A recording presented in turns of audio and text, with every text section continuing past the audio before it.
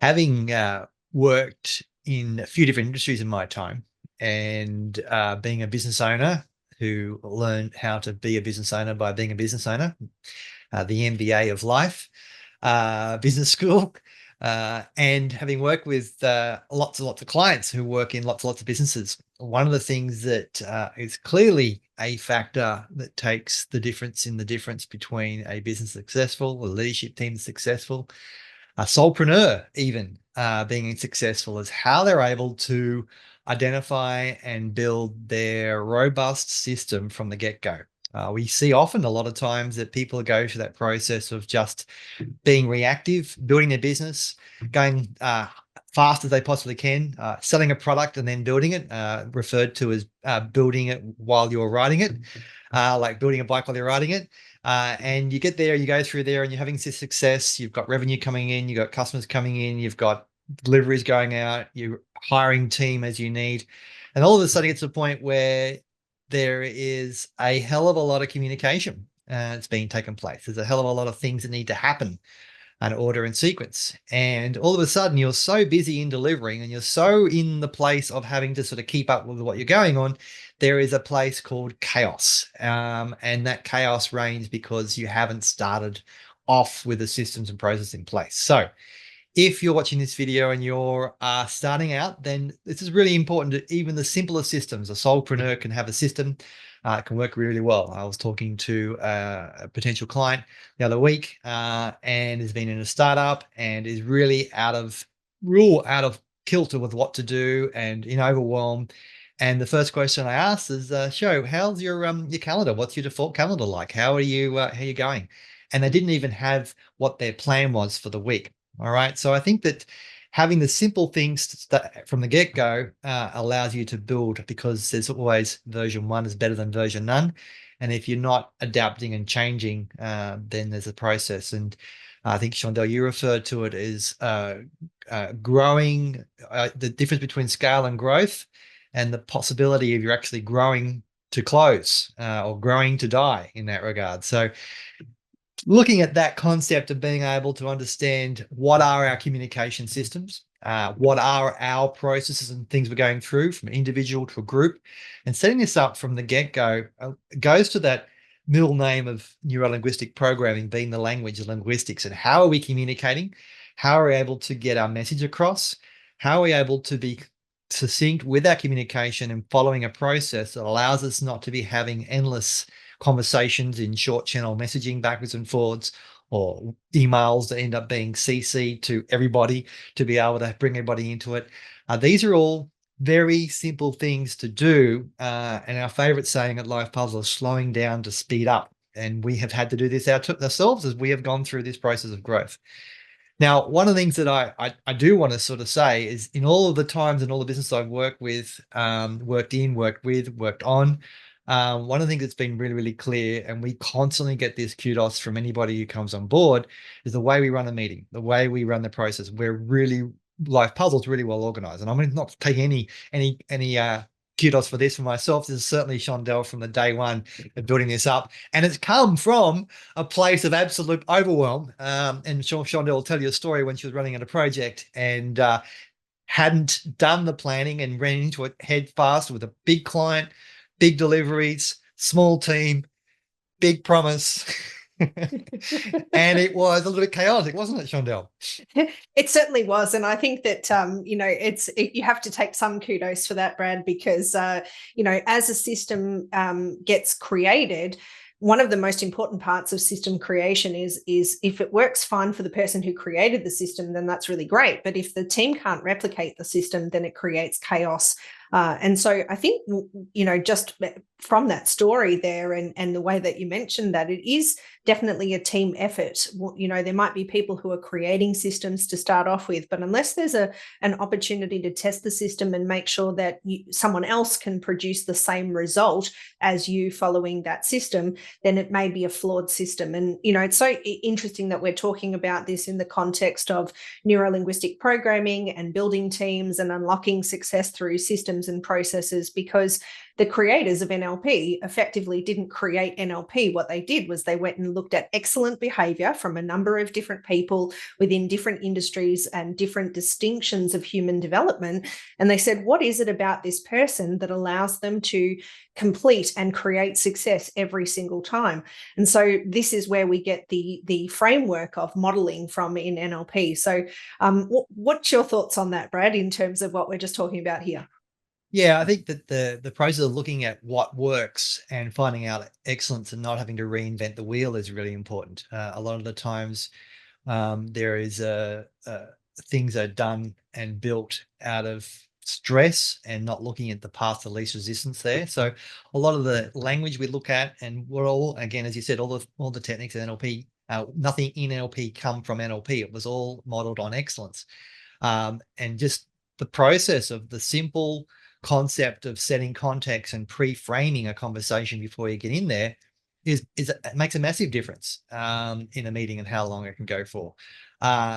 Being able to ask questions and understand what's the presupposition. We've referred to what is being presupposed by what someone says, and not making assumptions and asking questions a little bit deeper, rather than making an idea that we think we know what the person says. We're not even thinking, we just assume we know what the person says without actually getting a bit more clarification on that and where that goes.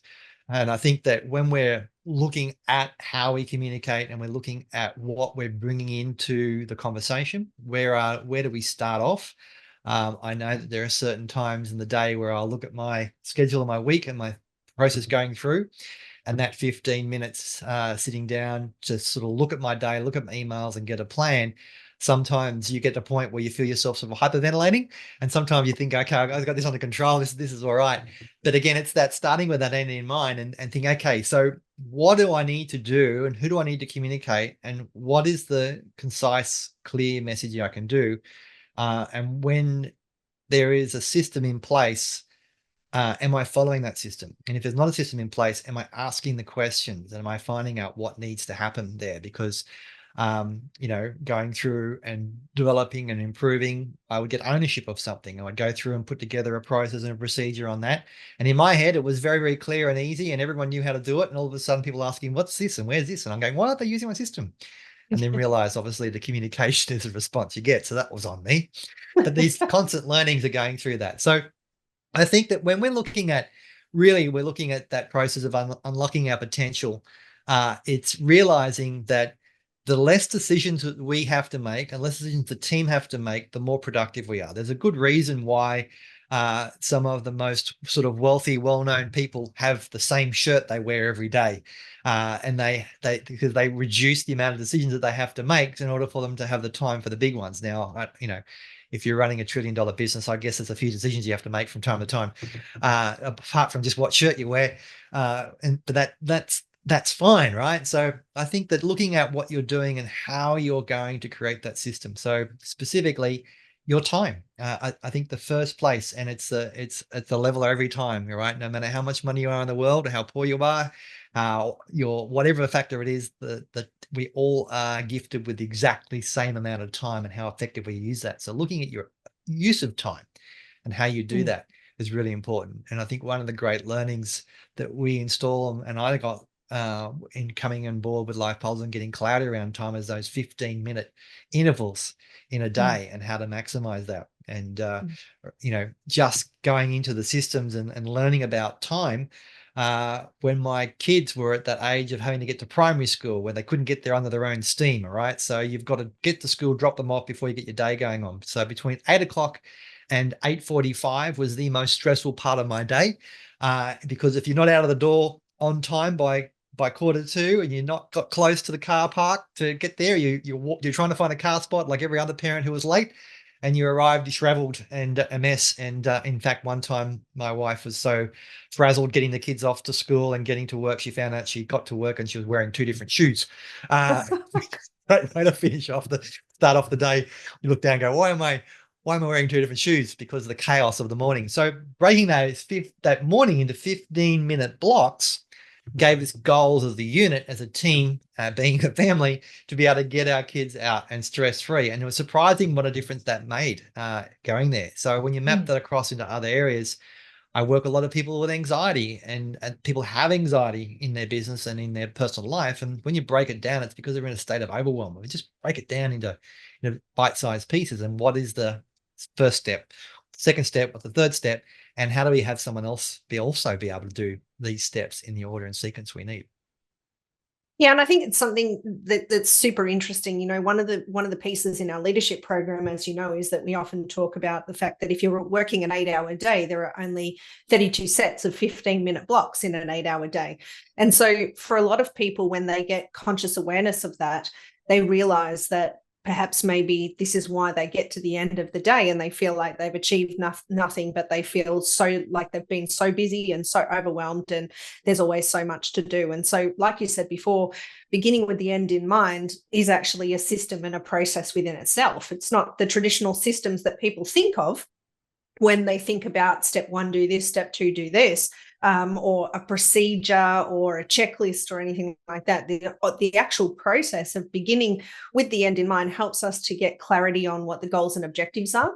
It helps us to understand what's the measure of excellence. It helps us to understand, potential milestones along the way. And I love the example that you use. I'm sure that, by the way, I'm sure there are plenty mums and dads out there that have arrived to work with their shirt on inside out, or perhaps getting dressed in the dark and got, the navy shoe and the black shoe or what have you. But the idea of actually working out, well, if we've got a long period of time, then what are the milestones of achievement along the way? And I think when it comes to building teams and scaling a business, this is a really important factor. You mentioned before, Brad, that we were talking about the difference between what is growth and what is scale. And, I think sometimes what can happen is a business puts itself at huge risk during the growth phase because they focus and concentrate on what do we need to grow this next thing, as opposed to looking at it from the perspective of what do we need to achieve in the next quarter, or what do we need to achieve in the next half-yearly goal or the next 12-month goal, and then working backwards from that to create the milestones, which then allows you to take the milestones and chunk them down one little bit further into those bite-sized pieces in terms of, all right, well, what's our monthly objective?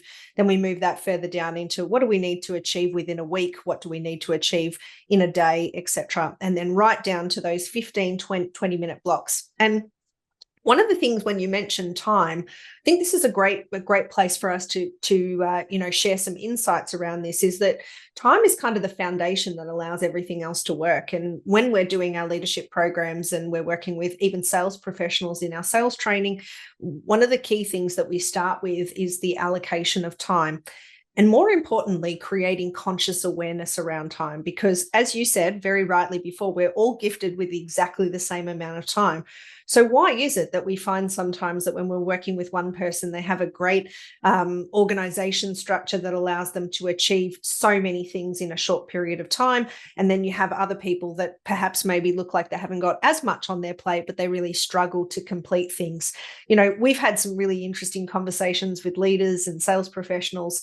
What are some of your insights around that? Yeah, and a lot of people go to their their measurement of themselves, where they've done a Myers-Briggs, and they know the perceiver, judger.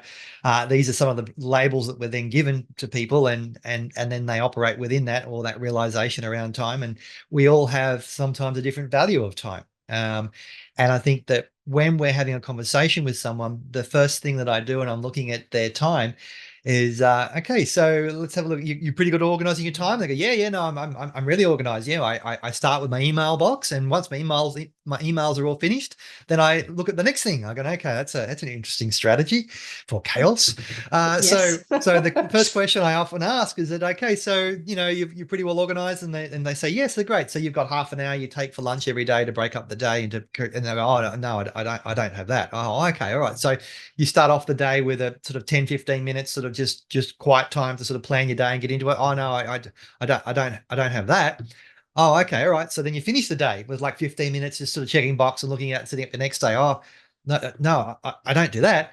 Okay, all right. So let's show me your diary, your calendar, and you look at it and you're like, okay, so this is interesting, right? So, and then we've got people who are really quite well organized, and they love their diary and they run by that. And we know that, again, within the NLP, we have a thing called our meta programs, which are hardwired behaviors. And we know that there are people that will operate differently with time there. And again, it becomes a human behavior that you have, that you're hardwired with, but it doesn't mean you can't change. And the difference being is that you might not necessarily like using a diary, but once you start being able to go through and do it and put it into that place, you create that habit, that behavior. Once you do that for a little while, all of a sudden the stress levels drop down and you have a little bit more clarity around life. And I often find when talking to leaders that I'll see them go into that place of chaos, into the place of planning their week, getting control of things.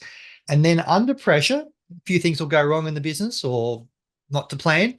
Under pressure, they're all of a sudden they're back into that place and they're going, I said, well, you're not using your diary. Yep, you're right. I'm not using my diary, you know. And from a leader's point of view, one of the conversations I had with someone and this was someone who was a leader of a business who was a state manager, so quite a significant business and a state manager. And I said to him, so do you have, how do you have lunch? He said, I don't have time for lunch. I never have lunch. I said, so you understand as a leader, you need to put your own oxygen mask on first. So I was talking to this quite senior leader of a state manager, it's quite a senior leader of a business. And we're going through and I said, so, you know, have your lunch? He said, oh, I don't have time for lunch. I said, all right. So as a leader, how are you going to separate your morning from the afternoon? Because there's a milestone that takes place. And as a leader, you need to put your own oxygen mask on first. So if you're not looking after yourself, if you're not having a break from the screen, getting up, walking around, how are you going to sort of make sure you're doing that? I said, also, what message does that send to the rest of the team if you're not doing it? And this is like, he's like, wow, you know, you're absolutely right. He says, yeah, like we've created this culture that we have to work through lunch, you know, and I said, and again, there's are times that you might have to do that, right? So I'm not saying that you're not available, but what's the pattern? What's the setup in that regard? And he went through and straight away started doing that.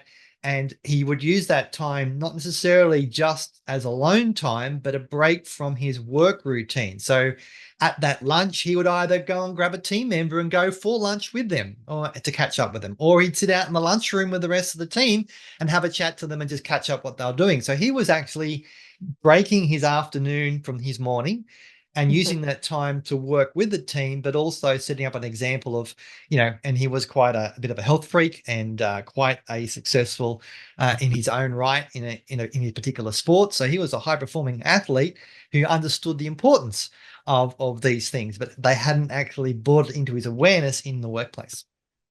Yeah, and I think that's really interesting because we talk about different contexts, and that is that, you know, sometimes people can be really organized in their home affairs, but when it comes to their working life, they don't have the same systems and structure. And we get a lack of conscious awareness that when we create a system as such, it actually creates a sense of confidence, a sense of capability.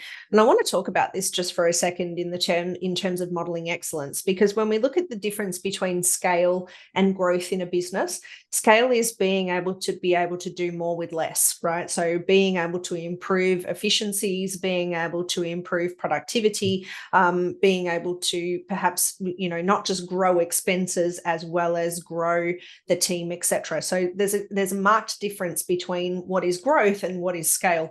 And I think a lot of people miss the mark, not just the individuals, but teams as such as well. And so when we talk about creating confidence in a team, a lot of the time the word training comes up. We need to train the team what to do.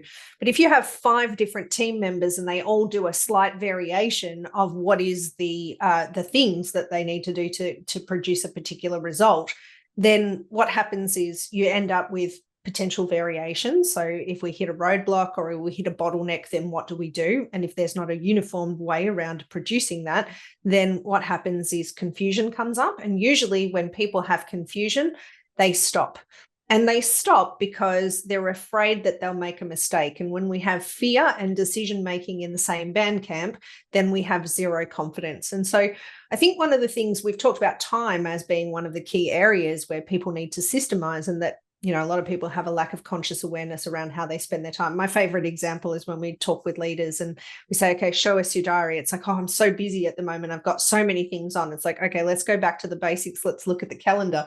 And they'll share their Outlook calendar with us and there's nothing in it. And it's like, well, you're so busy. How are you going to justify this to your senior management in terms of what's actually keeping you busy? I don't know what's keeping me busy. There's just lots of interruptions. And so, you know, when we talk about going back to the foundations, it's about really putting in those placeholders and finding rhythm and harmony. And I think the same is true for confidence in our ability to undertake a task. I know that there's a lot of stigma around, not wanting to micromanage teams in today's, topical issues around being a good leader, around being able to build A-grade teams.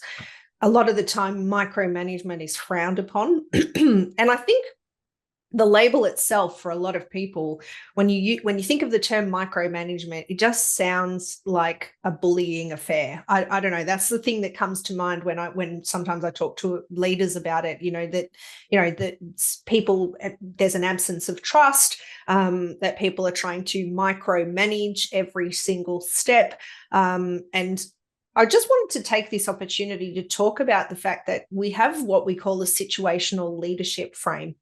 And when we look at situational leadership, when someone comes into a business or they're undertaking a brand new task that they've never done before, usually there's a lot of uncertainty. And when there's uncertainty, that leads to a lack of confidence to act or to decide. And so one of the things that's really great about looking at systems and why they're so important is systems are designed to be able to create confidence so that people can build trust in themselves, that as long as they follow the process or they follow the system, that they will be able to decide without consequences, and they'll be able to have the confidence to undertake something. And I think this is a really important factor that a lot of people will negate when they're looking at systems.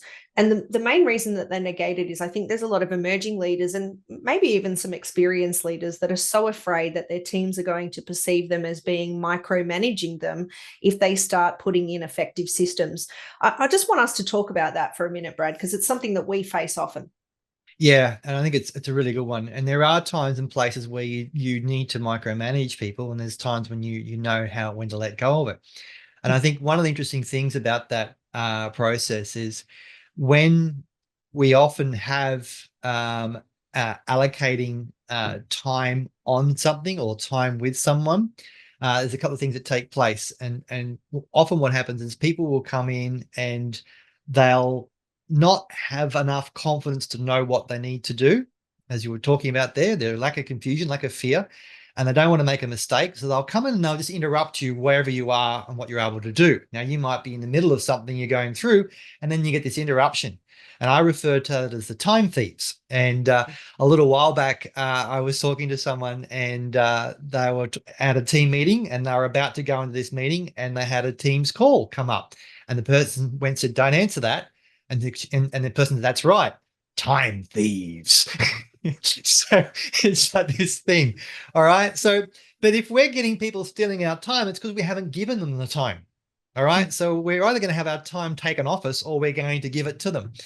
And at that point, it reminded me that, you're either going to be having your time stolen, and the time thieves, and that's probably because you're not giving it. Now, if we give our time to our team, they won't need to steal it. And again, as you said, people are going to come to you and ask you because they're lacking confidence, they're lack of being able to do that. So we're going to ask ourselves, what are we doing and when do we need to micromanage? And one of the questions I often have a leader go through and ask is when they're having a team that have got productivity they need to do, they've got tasks and order and sequence that need to be done, activities that need to take place, and they're not doing those activities, therefore they're not getting their results. One of the things I'll say to the team, that leader is, and they'll be complaining about the team not doing these tasks. I've given them what they need to do and they're not doing it. And it's a couple of factors here. You haven't probably sold them on the benefit of that. So there's no ownership and buy-in. But back to the micromanagement point of view, I would say to them, great. So ask them, what do they want to be held accountable for? Just say it. Look, I can micromanage you on these tasks and be on your shoulder, breathing down your neck, watching you do it, but that's not going to help you be able to get there. What would you like me to hold you accountable for on these tasks? Or what don't you have confidence in? And how can we build that confidence, as opposed to, why didn't you do it? Which is not going to give you any information. So we often see that there is, with someone who's new to a task, we obviously have to keep an eye on things, but we need to, as a leader, slow down to speed up. And again, I've said this many times before, and I'll say it again, that the three fundamentals of leadership is managing your time and productivity, communication and how you get your message across, and transfer of knowledge. And that's the main thing. And we can't have the time. We don't communicate well. We can't transfer knowledge. Can't transfer knowledge. We back into not having time. So it's a vicious circle. So how do we be able to do that? And being able to go through that. And that is with sitting down with team, looking at what are the best ways of solving these problems and having ownership into the process, the procedure, the checklist, having ownership into what needs to happen. But most importantly, making sure there's ownership and there's a motivation to do it for what's in it for them, as opposed to it's a task, it's a tick box, it's a HVA, it's a KPI, blah, blah, blah, all those things there which go through, which really don't give us long-term motivation. And you're probably aware that we operate 10% consciously and 90% unconsciously. And that 90% is where the emotions are. And that 90% is where the unconscious motivation is. I mean, how many times, Tondell, have you had someone come ring up and come call and say, I need to get motivated. Can you motivate me? Yep, no worries. Here, I'll send you a script, go to the chemist and get your pill of motivation. If only there was a special pill that everybody's waiting for them to hit them. And, I think it's a really valid point that you bring up, because a system is never going to it's never going to motivate someone. It's the following of that system that actually creates that sense of confidence that things can be achieved. And then it's that process that then drives people. And I think one of the areas that you were alluding to, which I think is a really important factor around how we get our teams on board and get that buy-in to follow the system, is that we need to think about what's in it for them. And you did say that before, that if we're not thinking about what's in it for them, then we're going to have a lot of trouble selling the team on following a system. And some people are motivated toward following a system because they want to produce an outcome. And some people are motivated away from following the system so that they don't get a consequence or they don't get in trouble. And that's just part of those hardwired meta programs that you were talking about before. And I think that when it comes to situational leadership, when it comes to the framework around making sure that there are times when we will micromanage, times when we will coach and lead a team member, times when we will need to do more teaching than coaching, etc. There are different distinctions around that. And I want to bring up the factor that we call, planning the first 15%. A second ago, you said that you've got to sit with the teams and find out what's the best way to solve the problem, or what's the best way to develop a system and process. And I really think that it's important to make a distinction to our listeners here that a system and a process is not always just a document that you follow and you tick things off. I think there's a lot of confusion when we talk about systems and SOPs, that often people will think about them just as a protocol document that has, step 1, do this, step 2, do this. But we've already talked about having a system for time management, or, creating conscious awareness around where your time is being spent. And then the next question is the time being spent actually getting us closer to the outcomes that we have indicated? And sometimes when we ask that question of our leaders and people who are in business, even sales professionals, I'm doing all this networking activity, I'm so busy because I've got this meeting and I've got this meeting and I've got this meeting and I've got to do this and this and this. And it's like, okay, so how does that look against your results? Is the amount of time that you're spending on that getting you the result that you're looking for? And sometimes the answer is no. Now, when the answer is no, we've got to be really careful to make sure, is this a training issue where perhaps maybe people are not following the process well enough that they can produce a result with that? Or are they busy being busy as opposed to busy being productive? And I think that has a lot to do with starting the first 15%. I want to pick up on something that you said a minute ago as well, which was just around the fact that sometimes, we have time thieves, and the time thieves will steal of our time, but they will steal of our time. It probably means that we're not giving of our time.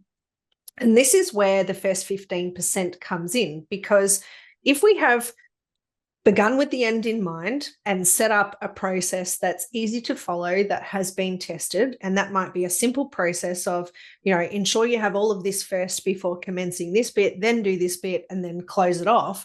It could be something as simple as that. If we haven't done the first 15% to work out, is the stuff that we're planning out actually going to get us an outcome, or are we just creating work for the sake of it? if we haven't spent the time to educate people that this is the system and this is what we do, if we haven't thought about all the potential consequences, or what Ray Dalio calls that, do a pre-mortem to work out like what could go wrong, so that, we're not doing a post-mortem later, we're doing a pre-mortem. What we want to do is we want to make sure that we've done that first 15%. And more often than not, people's objection to that will be, but I'm so busy already. Now you want me to slow down to scope the project and do the first 15%. We can't keep up with the work that we have. I think it's really important to talk about this too. Yeah, absolutely. And looking at it specifically into the context of sales, one of the first things we look at within a business is what is their existing sales system? And we look at it as far as the customer journey. What's the customer journey? Look at what's your sales process. And in so many cases, they think they have a sales process or a customer journey, but when we get a little bit more specific, it's not clearly defined. And when we see this take place, what happens is the salesperson is losing confidence because they don't know the next step. And when they've got a system and a process to follow, and again, it's not scripts, it's not word for word written, it's an understanding a high level, but then how to have that conversation. They know where they are in the customer journey. They know where they are in the sales cycle. And with that, confidence goes up and conversion goes up. And then once we've got that mapped out, then it's about how do we actually put this into place and measure that.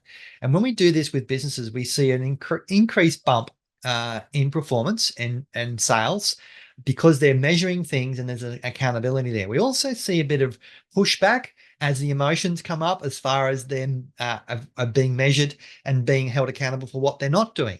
And that's a different conversation to have, but we go through and have that conversation as well, and articulate the difference between measuring for feedback and improvement versus measuring for the point of bringing it to your attention that you're not doing the job right? So the difference between the stick and the carrot there.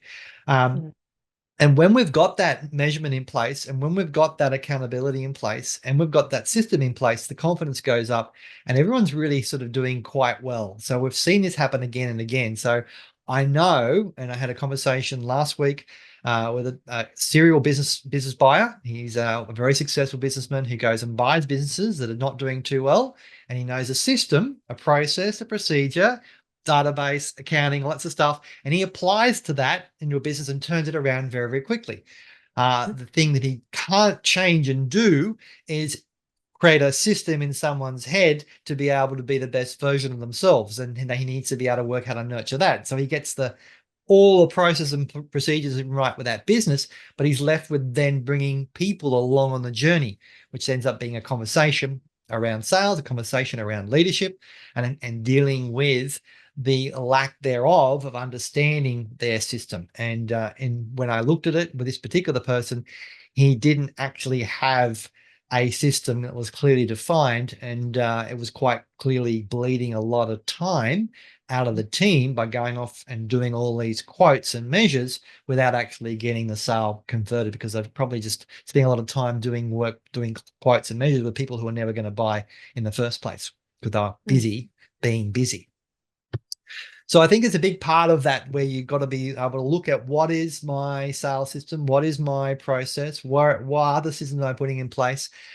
Can I keep it simple? Can I keep it clear? How can I have engagement and ownership of the team along the way? How can I make sure that I've got measures and levers? And how can I get visibility on things that are going wrong before it becomes a problem? All right, because sometimes we have problems and things that go wrong, and then becomes a problem with a customer. We hear about it and we didn't see the things that are all leading up to that. So what can we do to make sure we've got visibility and accountability on things that lead up to that, so we're ahead of a potential problem that comes to us by catching it internal? If we don't have a way of being able to do that, if we're not slowing down to speed up to look at that, if we're not having conversations with team, if we're not looking at the feedback that we're getting, then we're going to be constantly doing the program of whack-a-mole on problems as they come up, and not see ways in which we can actually get ahead where we want to go. Yeah, I want to chime in on that, because I think that there's almost like there's 4 different parts to actually building out a system. And that is the planning phase, there's the execution phase, there's the test and measure, and there's the refining and then repeating process. And I think that sometimes people will resist the idea of putting really good systems and SOPs in place because they spend a lot of time writing them and then no one follows them. And there's a couple of factors as to why you can't convince your team members to follow processes. One is that they don't actually see the impact.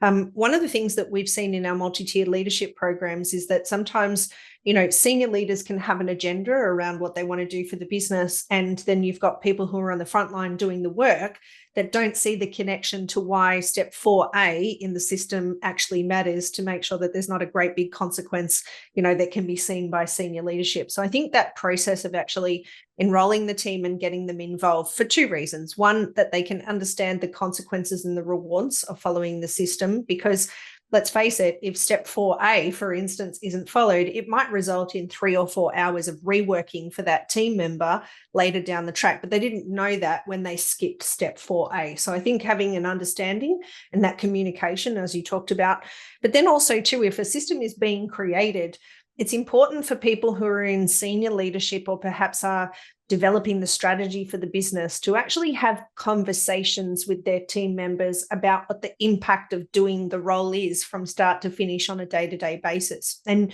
you and I know, Brad, that we've got senior leaders that are C-suite executives that will actually go and sit in the environments of the workers and work there for a day, just listening and overhearing things that are happening. They call it getting behind the glass. So actually like moving from their office on the one side of the glass and going actually into the, you know, the main areas of the business where the work is being done.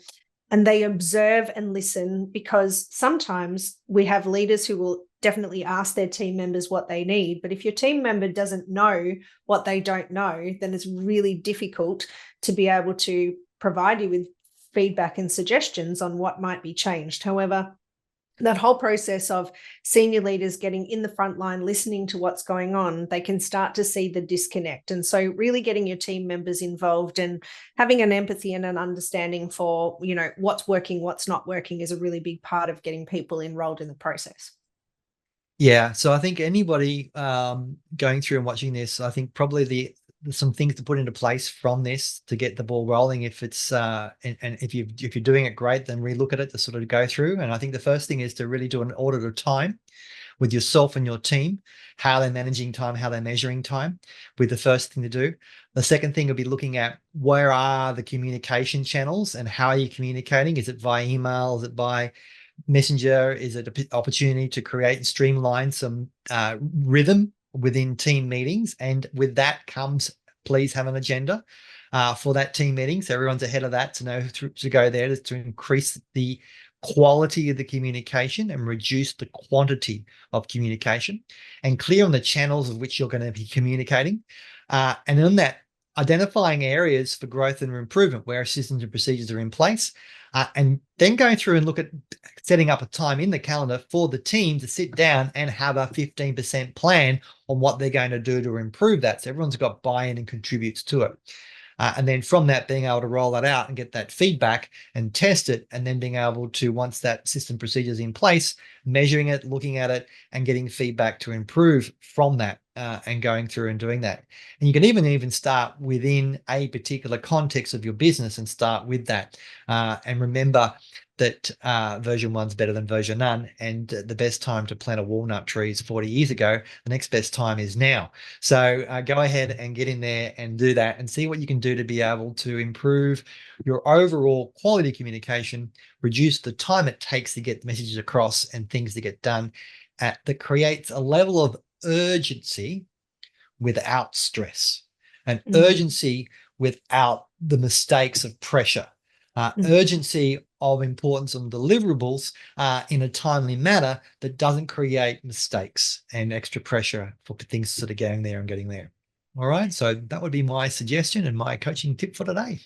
Yeah, I love that. And I think also too, from that perspective, we've got to consider that many of you that are watching this will also have systems in place. And so in some cases, you might be listening in and saying, oh, well, we've got that covered. But the reality is that the teams are changing. So we've got new people emerging into the businesses. We've got businesses that perhaps have been around for a long time and their systems haven't been refined for a little while.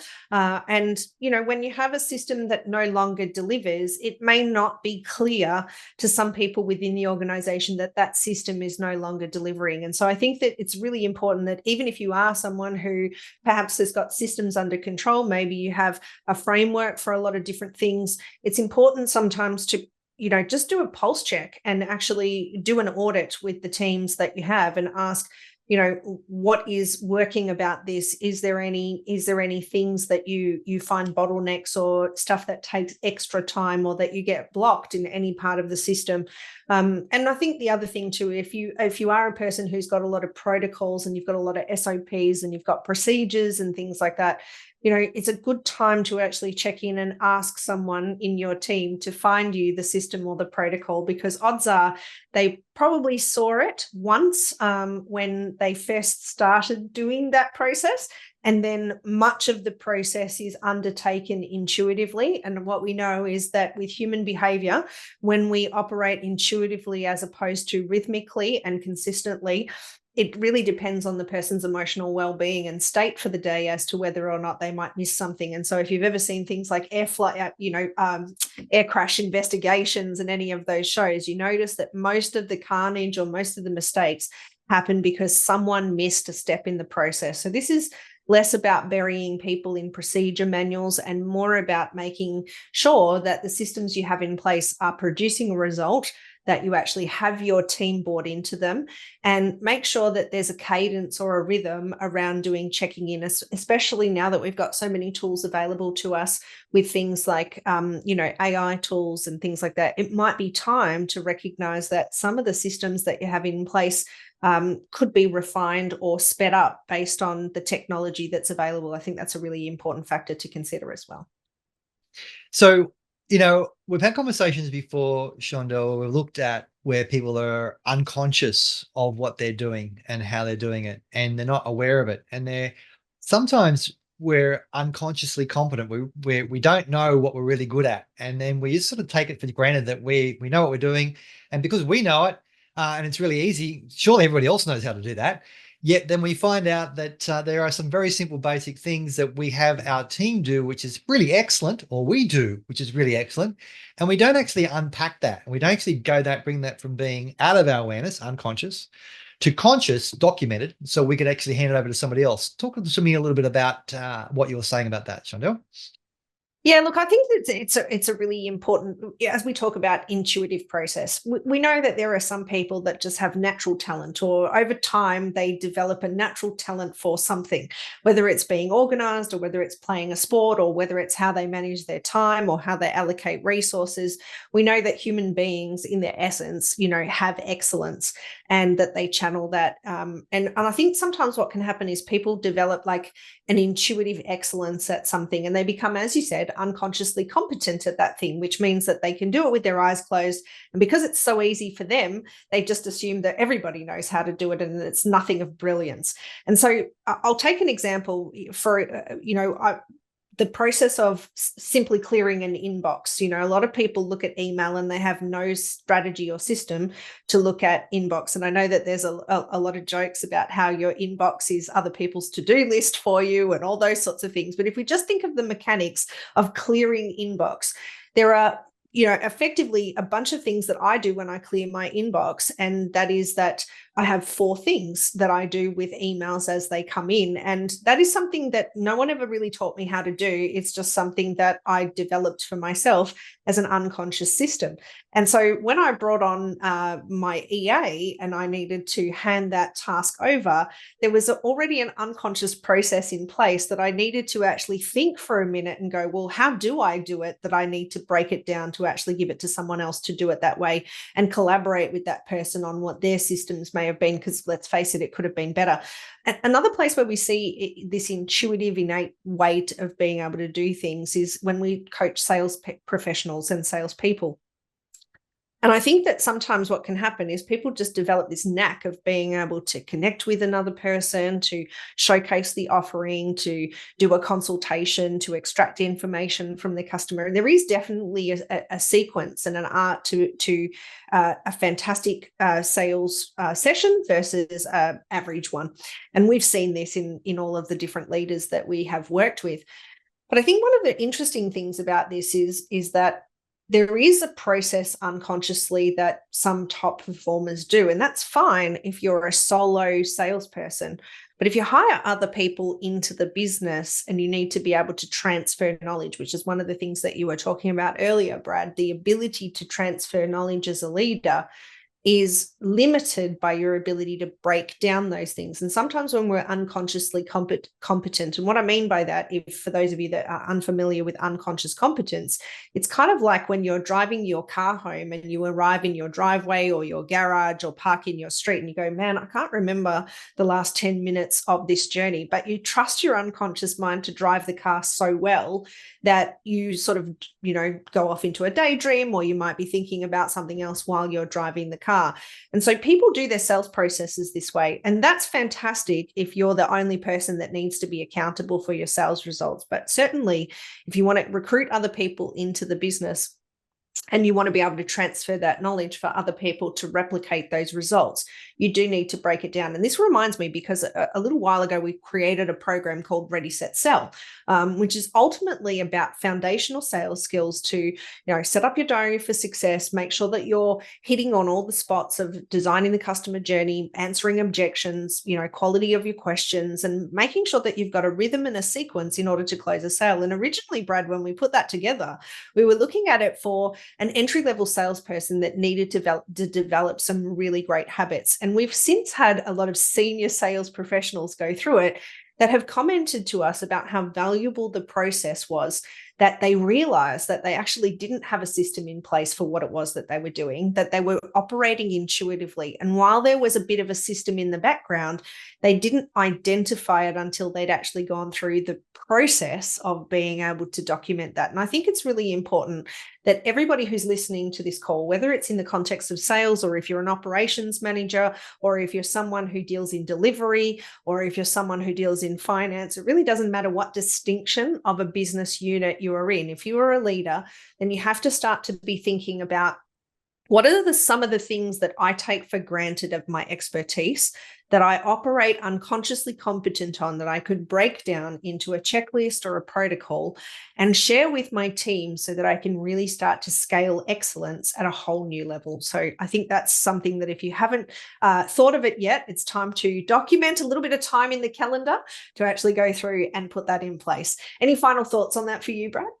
Yeah, I think it's really good. And again, if you're the main salesperson in your business, or you're the number one salesperson, there'd be a lot of things that you'd be doing that would be leading to that, and finding out what is the emotional drive for yourself as well, and how do you unpack what you're doing to be able to have that modeled so that someone else can sort of go through and learn how to do that. So become conscious of the steps that you do. What is the emotion you feel? What is the internal words that you use? These are all little clues that can help you sort of uncover that process. And as we say in NLP, every excellent behavior can be modeled and broken down into steps and installed in self and in others. So my encouragement to everybody that's listening to this is to have a think about something that is, whether it's a series of motivate, like an emotional state that you want to recreate, or whether it's an actual process to complete a task or a job, or whether it's a project that you're wanting to roll out. Have a think about, if I had to break this down and teach a temp to do what I would do, including how I think and how I feel in every moment, how would I break that step down? And that is the excellence of modeling behavior in the context of NLP.